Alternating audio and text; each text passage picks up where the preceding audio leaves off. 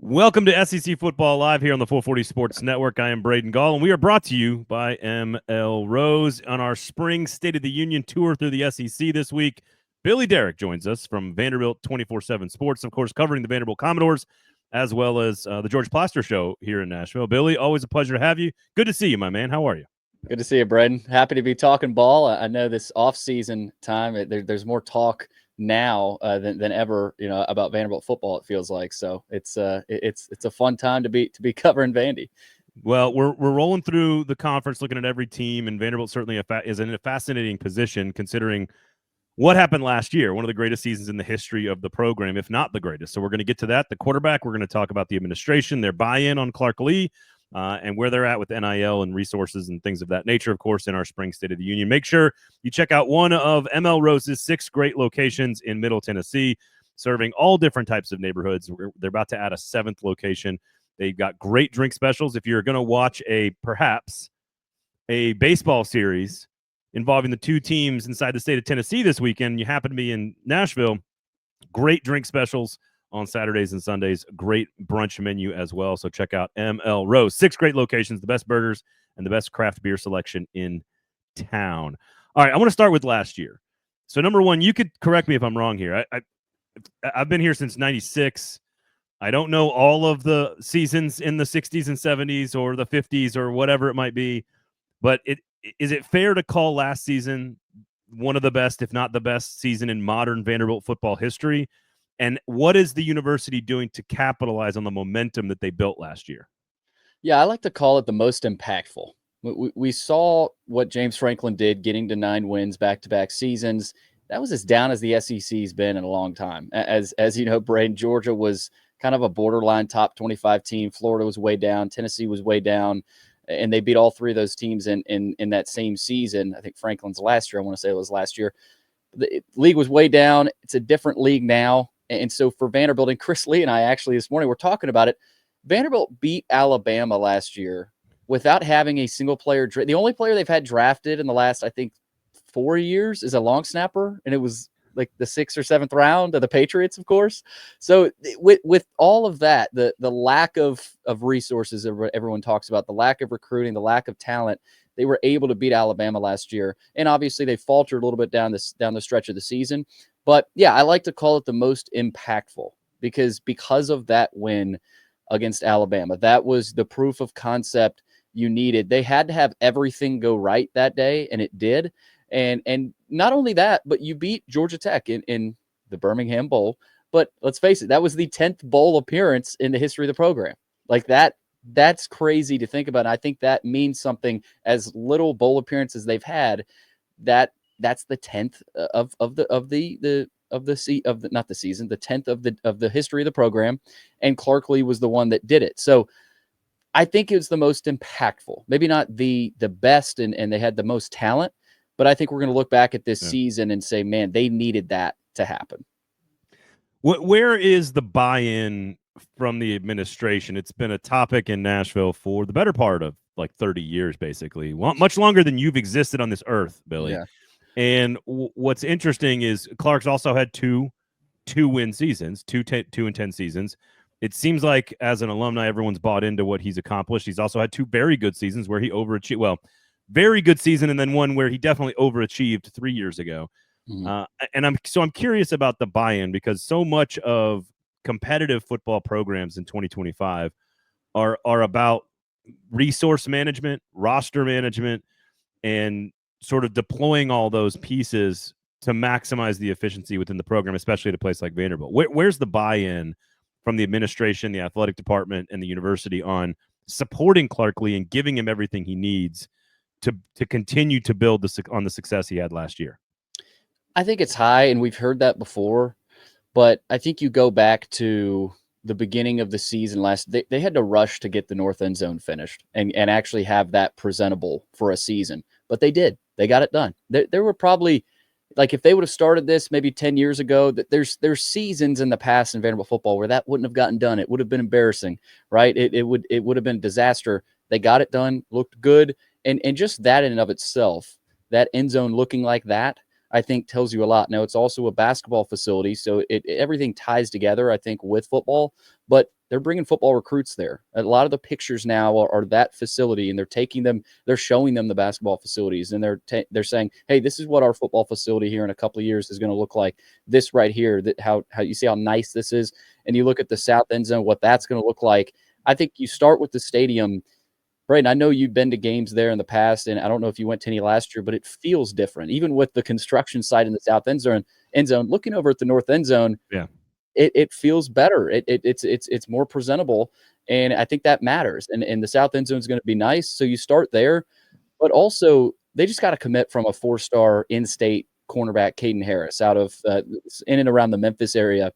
They haven't really done that. They haven't stolen a guy from Tennessee, and Tennessee was after him. We see a lot of times in recruiting, Braden, where this guy was offered by Tennessee, and at Tennessee was after him. Well, you learn sometimes that he wasn't really a take for Tennessee anymore, but this guy was, and there's buzz for another in-state guy to commit here in the next few weeks. So I think recruiting momentum, you've seen it, and you're seeing more wins over whether it's an Auburn or heck, even a Georgia at times. I think Georgia was after him as well. So it's on the recruiting trail as well.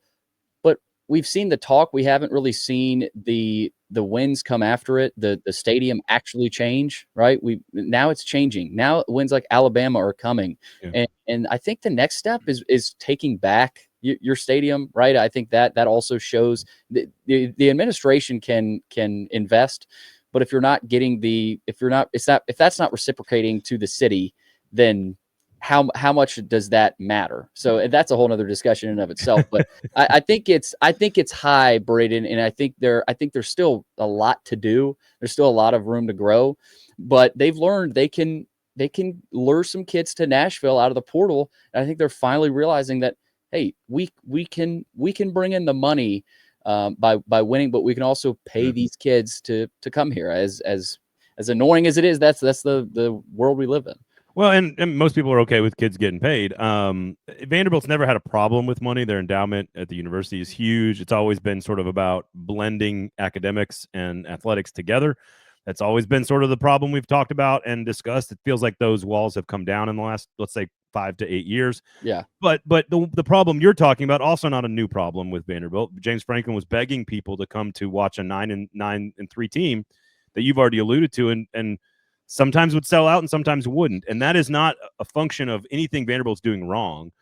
It's a function of a very small private student body that is busy, like, curing cancer and fighting civil rights lawsuits and shit. So what like, is there any magic bullet there for that? Like, actually getting the fans of other teams in the SEC are always going to want to circle Nashville as a great road trip to come visit. Tickets are relatively affordable.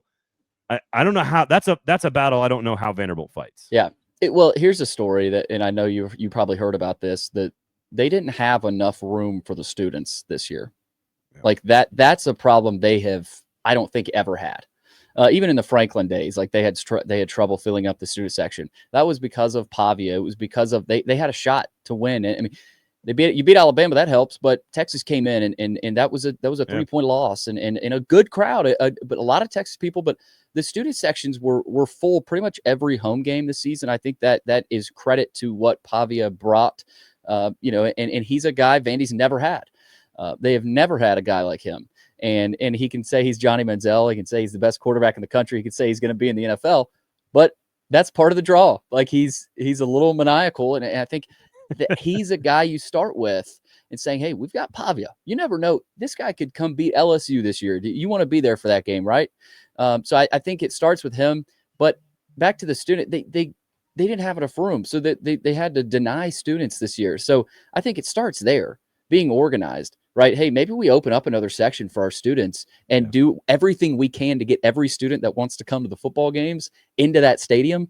And then we branch out. We start to say, hey, here's this Pavia kid we have, and that there's people in Nashville that might be from California that they've ditched their UCLA, USC fandoms, and here's this Vanderbilt team with Pavia. They've got a chance to beat LSU this week or beat Auburn this week. That's kind of the prototype fan. It's weird to say that, and you got to start by bringing old Vanderbilt fans back too. I think they've started to do that. And this year, this is a great test case this offseason, Braden, to see, okay, you went 7-6, you beat Alabama. Can you do it this year? This is going to really tell it. This might answer your question. But again, I think it starts with Pavia. And but it also, there's things in the administration that just annoy you. Like as a Vanderbilt fan, that had to have annoyed. We didn't get every student into the stadium this year that really wanted to come to the game. Like that, we can fix that. So hopefully they fix that, and there's little things they can do. But it's a hard question to answer. If you're from California, you're in Nashville, and you want a great place to grab a burger or a beer, ML Rose. There you go. I'm going to go to Diego Pavia, but I want, like, real quickly to wrap up. Where's the stadium at in terms of its final finish date? Like, give us a quick update on that. Yeah, I feel like if you go to there's the construction camp, it's looked like the way it looks right now for 2 years, but they are close. I think I've heard this is going to be a smoother finish process than the north end zone was. I mean, it was a race to the finish last year, and Clark admitted it after, I think it was a Virginia Tech game. Candace was back there. He said, can't thank you guys enough for finishing the north end zone and allowing people to sit there before the season. So no, I've heard it's on track and will be done before the season, and they'll be good. So, but that's going to be a really, I get Nashville SC, Geodis Park vibes a little bit from Vanderbilt. It's not the biggest place, but the south end zone is going to be a fun, luxurious place to watch a game. So, and again, that's something Vandy's never had, the appeal of the stadium, and maybe there's chairbacks coming soon, which would help don't you tempt me with a good time now. All right. Well, but that's probably a part of the question. Like the bleachers, that's been a talking point. Like no one wants to go sit on those bleachers, especially when you're watching a 3-9, 4-8 team. So you've got the product, but now you need the stadium to be there as well. The schools figured this out. Baylor and TCU were sort of like the poster children for this, which is smaller and nicer. And Wake too. Wake Forest, smaller but nicer, more amenities, nicer quality, higher quality, because we're not going to try to fill 80,000 seats or 50,000 seats. We're going to try to really cater to the diehards and give them a really great experience so that they love coming here. And so all we need is 35,000 great seats. We don't need 58,000 seats. So I do think that's the right strategy. And you're seeing that around the country be very successful. Again, Baylor and TCU are two of the big ones. Private schools with a lot of money invested in those stadiums. They went smaller and nicer. And I think that's the right move for Vanderbilt. All right, Diego Pavia.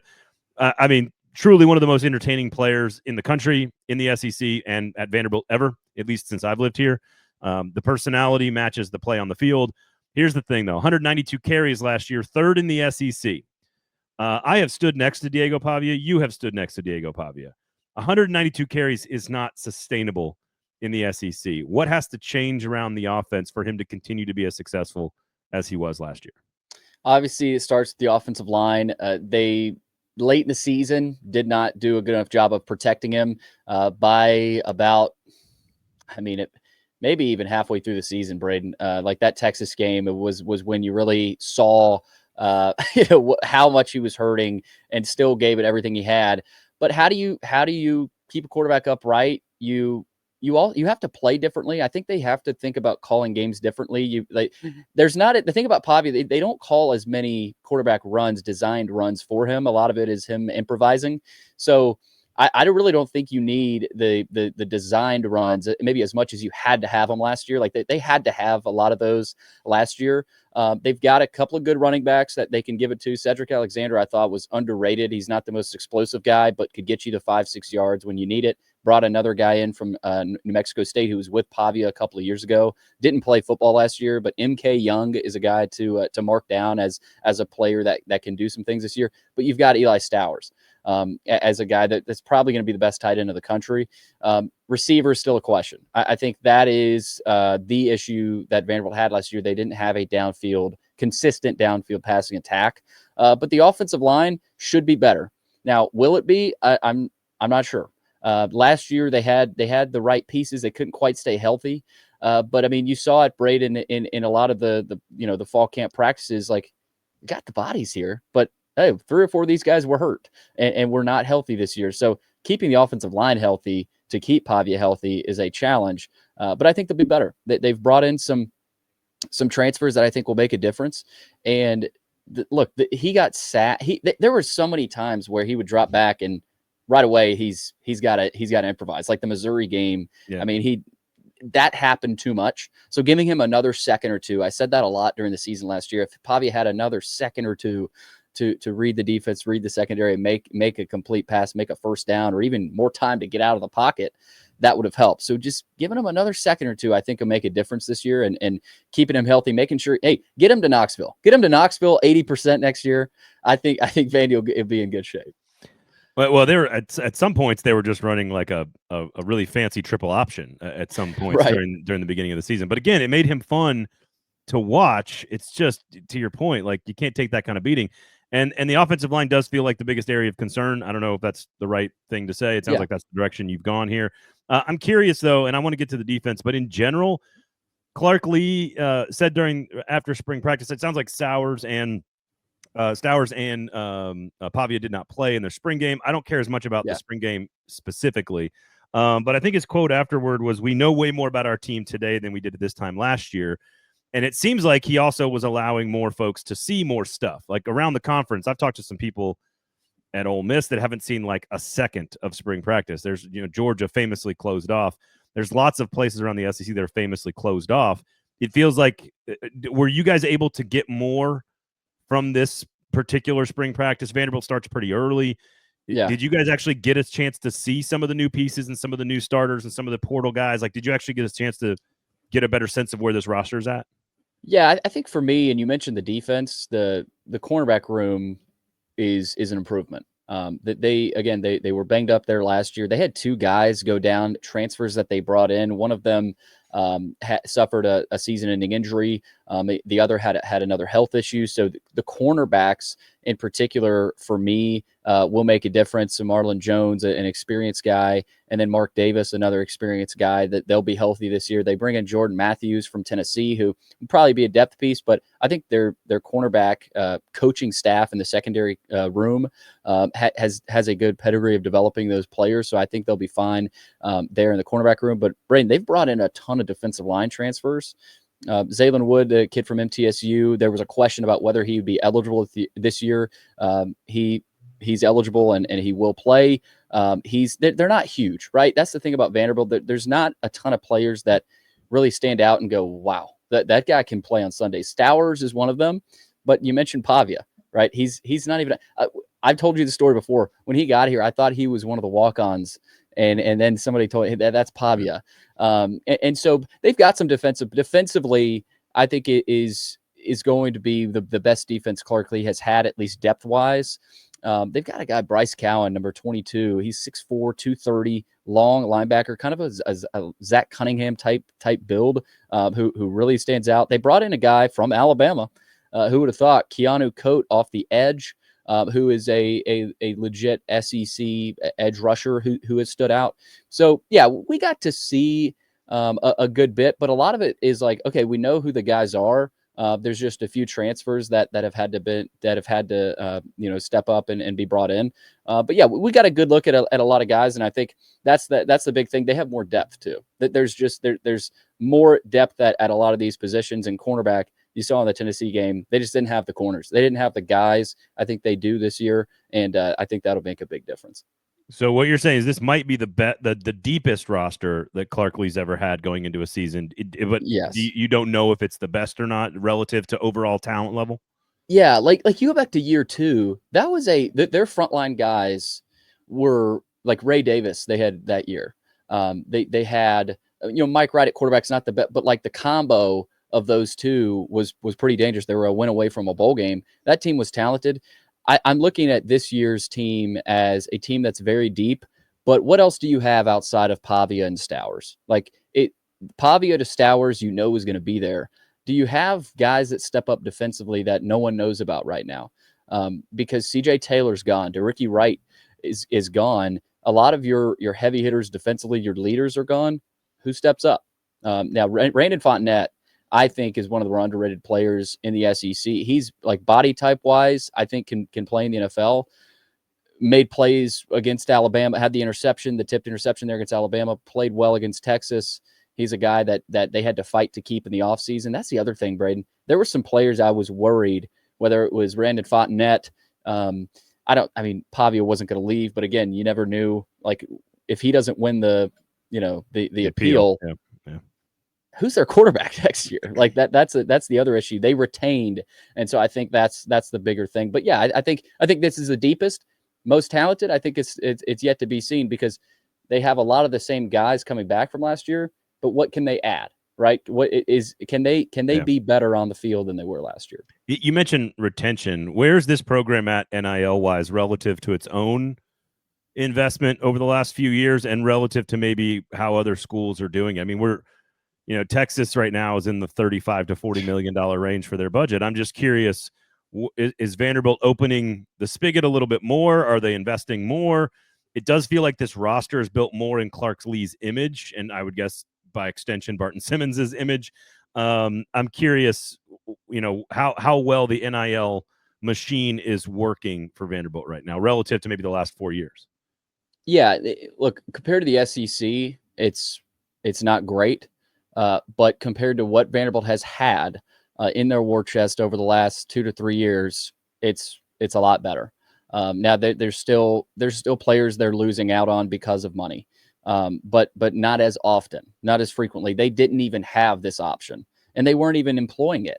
I mean, Clark has said that. He said it at media days last year, and I was a little surprised he was as honest. He's an honest guy, but he just laid it out. He said we weren't even in the game. We weren't even close to being in the game. So they're still, I mean, they were at step 0, in his first couple of years. You could say they're still at step 1, fighting to get up to step 2 in the NIL world, but they're there.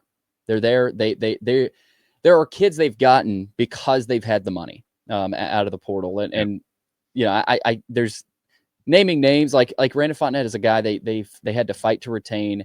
Money is a part of that. Diego Pavia, I mean, the money was a big play there. Eli Stowers, his draft stock was probably more of the situation there, but recruiting I look at really the last couple weeks. Like now it's starting to funnel into recruiting, and I think that can make a big difference as well. But they realized, hey, our chance right here is using the resources we have, using our alumni base to pay players and get them to our program. Yep. That's our only shot, only option right now. And it was a mistake. They didn't open that can of worms earlier, but it's also the administration's fault as well. But they're doing everything they can. You're seeing it in basketball as well. Baseball a little bit behind, but in terms of the football world, they're middle of the pack in the SEC. Again, they're better than Mississippi State. Like Mississippi State's having some issues. I don't know how many other schools they're better than, but it's better than basically nothing. What they had. ML Rose for great burgers and beers. I'm curious. The athletic department, like, there was upheaval around the women's basketball program, a little bit of chaos around the men's basketball program. Of course, baseball is as stable gets across Tim Corbin's entire career. Football had its sort of transition and sort of some tumultuous beginnings to the Clark Lea era, some up and down there in the first 2-3 seasons. Where's like the stability of the athletic department on the whole right now? I think it's as good as it's been in about a decade. I mean, I always look back to 2014, it's 2012. I want to say 2012, where they won the SEC championship in basketball, beat Kentucky, won the SEC tournament first time since 1955. Was that the Jenkins Taylor Ogilvie team that beat the Anthony Davis Kentucky team? Yeah. Yep. They were one of 2 losses, I think, for that Kentucky team that year. So won the SEC tournament basketball. In baseball in 2012, obviously they were a top 5 team. I'm trying to remember. They didn't win it all. No, they had not yet broken through in 14. I remember that because I proposed to my now wife in game 2 of the Virginia series. So 2014 was the national championship. Yes. Yeah, but still they were on the climb. I think they might have lost to Louisville in a super that year, but still really good. And then football, 2012 we saw it was a 9-4 season. So I go back to that year. Now record wise, like the basketball team, they didn't win the SEC tournament. The SEC is way different. They made it. They made the tournament, right? That's saying a lot this year after all of the. I mean, if you would have told me Vandy's a 10 seed in the tournament this year, after the 5 years we saw of Jerry Stackhouse, I would have thought you were nuts. In But in the toughest league in the history of the ever, conference. yeah. And they did. I think they got in by the hair of their chinny chin chin, but they got in. And baseball, baseball is a good example. Like Tim Corbin has been abused. It might be Twitter, like that. Twitter is such a weird gauge, but I mean, we're all on it. But the way the narrative has changed under Tim Corbin has put pressure on him and the staff. They made changes in the offseason. But look at their top 15 team of the country. They're going to host a regional. They might be a top 8 national seed. So I think that's kind of been swept under the rug as well. Now Tennessee still owns them per se in baseball. That's the next thing that has to change. I think Corbin has started to change the way he has approached the portal and NIL. Now he's got to start to take back the state. But still, it can go back and forth. Things can go back and forth. Look at Michigan State in basketball under Tom Izzo. I'm sure there was a bunch of state fans that said, Sure. well, what's this guy doing this year? Get in the tournament as a 2 seed. And you just got to have Corbin's got to let him have some fun, like stop telling them they have to wear pleated khakis to the stadium, like it's okay to have a little mullet and a little flow in the back. If you want to beat Tennessee, it's okay. It's all right. Yeah. Which again, it plays into this weekend. And I've told you this before, Braden, I love when they get together. And people are like, "You're a Vandy guy. Why do you?" You're talking about Tennessee baseball, just my alma mater, and your boys there. So yeah, but I'll be there. It's going to be awesome. I especially love when it's in Lindsey Nelson because the Tennessee, but Tennessee people respect what Vanderbilt baseball is. They want to win another one just as bad as Vanderbilt wants to get back to Omaha. So that I love the fire that it brings between both programs. I have told you in every other show I've ever done like this that I just think it's fascinating, and I think it's good for the game that we have 2 programs in the state of Tennessee baseball now. Of course, we're talking that are they have such the way they play the game is such an embodiment of the campus culture that exists across the whole thing, and like the sort of like Yankees of the James Bond black tie Yankees martinis and sort of like, buttoned up everything about Vanderbilt baseball reflects the campus culture. And like the mullet luging F-150 keg of natty version of that sport in Knoxville is the embodiment of Knoxville. And so I just think it's great that we have different cultures, different styles of game, and both of them, maybe not this year exactly, but 2 of the more premier programs in the country the last 5 years. So I think it's really good for the sport.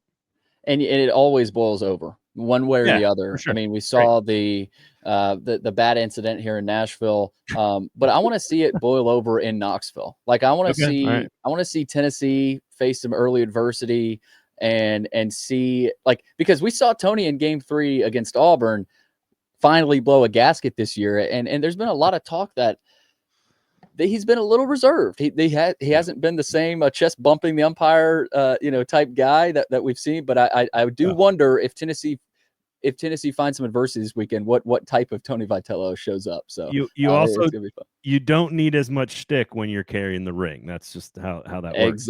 Exactly. Also, all right. Last one here, and that is about sort of the football team and expectations within the fan base. It's just a unique beast. Vanderbilt football, the fans, the relationship, the expectations, it's a unique beast, always has been, always will be. But because they found success and because Pavia is coming back and because people want to believe all in on an alumni finally building a program that is sustainable in Clark Lea, what happens if this team is 4 or 5 wins and they don't make a bowl game? How do the fans react to that? Is it just a regular old college football step back before they kind of step forward again? Is it viewed as part of the other 2 bad seasons? Like, how does the fan base handle it? Should they do that? It's very possible that they win 7 or 8 games too, but hypothetically, if they do step back, how do the fans handle that? I think the diehard Vanderbilt fan would be extremely disappointed and question the coaching staff because let's face it, this has been a back and forth program. Year 1 was bad, but I mean that was year 0. They were lucky to get 2 wins at the buzzer there. They're via field goals, but they go 5-7 in year 2, and everybody's like, "Whoa, is this where we're going now?" Year 3 beat Florida and Kentucky that year, right? Yeah. But year 3 was bad, and there was some complacency that they were not prepared for that season at all, and that was bad. 2-10, right? that couldn't happen, and it did. But year 4, you saw what happened. You go 7-6, you beat Alabama in one of the, like I said, the most impactful season. This year cannot be a step back like year 3 was. And look, you're Vanderbilt. There's a shot that happens. If Pavia has a serious injury, you're probably up a creek. But I don't think it happens. If it does, they're gonna have some problems. I do think there's still a lot of trust built in with Clark Lea. I think the Alabama win will sort of forever indebt him with Vanderbilt fans, and that they'll always love him and root for him. But you can't have a year, even a 4-win year. Like I think most Vanderbilt fans look at the season. You got to get to a bowl game, and preferably win it. But if you get to a bowl game, you sort of plateaued. But I've talked to a lot of Vandy people saying, hey, let's get to 7, let's get to 8 wins, see if you can really build this thing and accelerate it. But as Clark Lea says, progress is seldom linear, as Clark Lea says. So it's going to be really interesting to see, can they repeat what they did last year? We'll see. But, Vanderbilt fans are an interesting beast, as you say. I think at least a bowl. Get to a bowl and plateau. That's the floor. I don't think the ceiling is super high, but the floor needs to be higher than it's been in a while. Okay. I think that's totally fair. Billy, where can everybody find you, follow you, listen to you, read you? Go on. Tell everybody. Weekdays here in Nashville, and you don't even have to be in Nashville. You can be anywhere on the 94.9, the Fan app, the Game Nashville. The internet. Yeah. The internet, yes, via the internet. Something my host, George Plaster, is struggling to still working his way. Yeah, he's gotten better. I'll admit he's gotten better, but he's been in Nashville forever. Love working with him. We're from 3 to 5. You can find us at 94.9. He's been broadcasting in Nashville since before the actual internet. So. Yes. But it's a blast with George and Kelly Holcomb, former NFL quarterback. Talk a lot of college baseball as well to try to do that. But also Vandy247.com. Find me on the message boards, podcasts. We've got a preview of the series up this weekend, so looking forward to it. There you go. Always a pleasure, my guy. Thank you so much for coming on. Swing by ML Rose, everybody. Billy, thank you so much for doing this. I appreciate it. Thanks, Brad. Appreciate it.